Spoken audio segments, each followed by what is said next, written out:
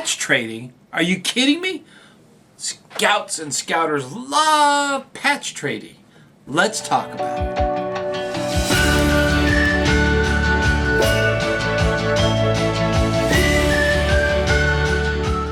Hey, ScouterStan. Want to talk about patch trading. Now, a lot of scouts, a lot of scouters want to get involved in patch trading. Patch trading is one of those things we do as one of our fun activities. Patches that we put on our uniform or goes on a shirt or an activity or just commemorating things. There's collectible, but we'll talk about it all.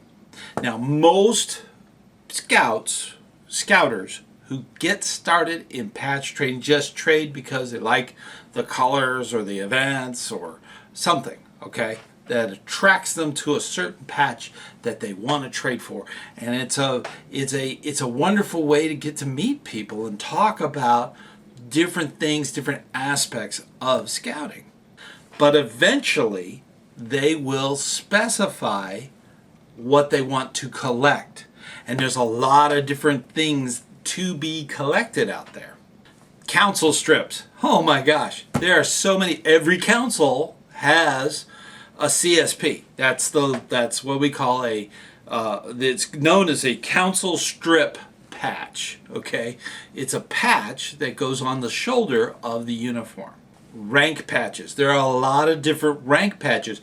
Old, new, different things like Sea Scouts, and there's so many. Okay, you could collect that easily. Now, in the rank patches, you also have those little square dots. These things, you know, you might collect those too. Merit badges. There are a ton of merit badges out there, and they're always eliminating old merit badges and bringing in new ones. So that you could collect for a very long time. Order of the Arrow. Oh my gosh, there are so many different ones. Every single lodge has a flap. This thing, okay? A flap that likes to flap around. A flap that you can collect. Every lodge has chapters, and every chapter does a badge. And usually a lot of the OA stuff is very pretty. It's got a lot of different colors, a lot of different thread counts and all that stuff. They even do things for NOAC, the National Order of the Arrow Conference, that they have tons of different patches for that. Area temporary patches. Now, a lot of people kind of poo-poo that, but I think it's wonderful. If I had from my childhood different areas, even the time period, okay, of those patches, that would be a marvelous thing to have in a collection. So camporees, campouts, Klondike derbies, these are local events that you can collect, and it's a great starter too to get started. National Jamborees. Now, National Jamborees, they have all kinds of patches. Every contingent that goes to the National Jamboree will have a patch set that might have a special OA flap, a special dangle, a special council strip. There's a lot of different ones out there for the National Jamboree. Plus, you have the Jamboree stuff. There are Jamborees that go into all the different variations of patches between staff and event people and the regular scouts that were at the event. There's all the different ones, and the neckerchiefs and slides, and you could go on for a long time. World Jamborees are a lot like National Jamborees. They're a little different. I find that in a lot of patch trading, badges as they call them, those badges aren't something they are familiar with. They may not know about them. So that is something they go after: scarves and whole shirts. So you could come back from a World Jamboree without a shirt, but you'd have a shirt in exchange. So, you know, it's amazing all the stuff that goes on at a World Jamboree. Now, in that vein, you have world patches that you could collect. There's a lot of different ones out there. Don't even get me started about events and anniversaries and all the different variations of all the other patches. It is amazing all the stuff that's out there that you can collect. Now, there are three types of trading that go on a very common basis. The one that happens person to person, scout to scout, is what I call direct patch trading. It's usually a flap for a flap or a council strip for your council strip. And that's a very common thing. When you meet somebody new at an event or you're out scouting about, you might trade patches that way. The second one is called passive. And what that means is that somebody that's been trading patches for a while will put out a display. All the different patches that they're willing to negotiate and trade. And people that are patch traders will go around and they'll look over those spreads, okay? They could put a blanket out on the ground. It could be a table, what have you.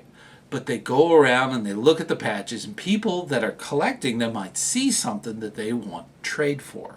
So that's a really great way to start trading patches.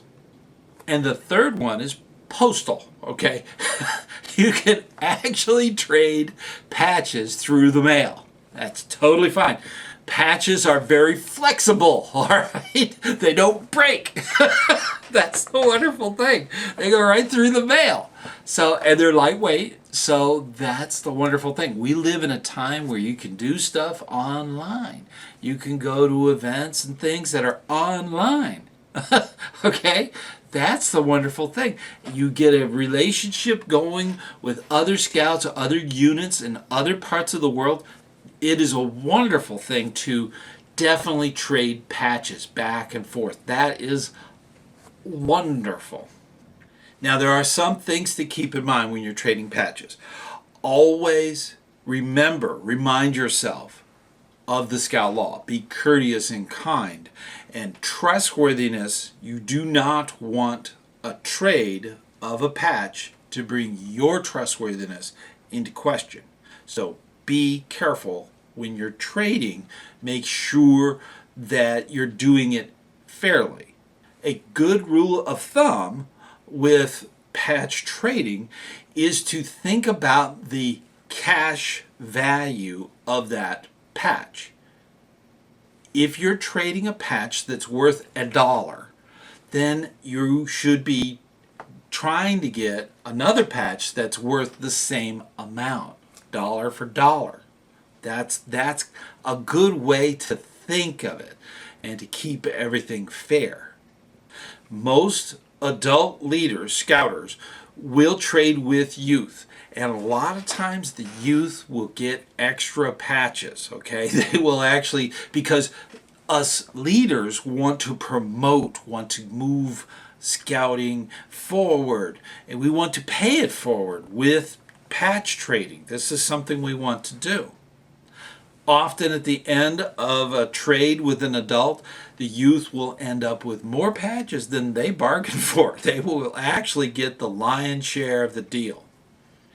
It is recommended that someone who is familiar with patch trading go with new scouts that are getting into patch trading to begin with, to go with them and oversee their patch trading to make sure that they're not getting taken advantage of and that the deals are amiable, okay? That both parties agree.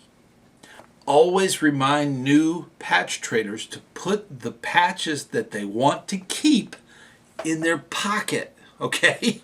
Don't put it with the other patches. You'll end up trading it. So you want to keep those patches, you got to put them away. So that's very important. And always end every single patch trade with a scout handshake. That is very important. And look the other scout in the eye. Very important. So that being the case, I want you to go out there and do some great patch trading. I know you do a great job with your scouts, so watch them, get them going, go to these patch traderies and all the things that your local district does, okay? look for it. Take your whole unit. The whole scout unit should go to these things. That's very important so they can see what's out there. It is amazing, and patch trading is something that you'll do for a lifetime. And I know you do good work. So, until next time, I'll see you on the trail.